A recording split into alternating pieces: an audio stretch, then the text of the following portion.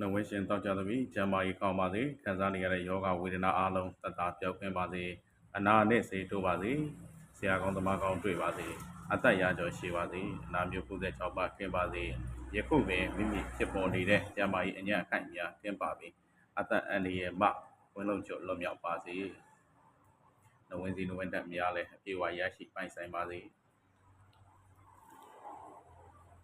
တနေ့လာသားသည်လည်းမိမိလက်ရှိ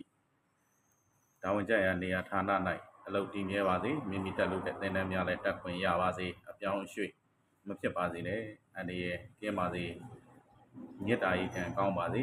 စနေကျိုစည်းကျိုနေမှတတ်တာအေးချမ်းပါစေရန်သူမျိုး၅ပါးပဲကင်းပါစေ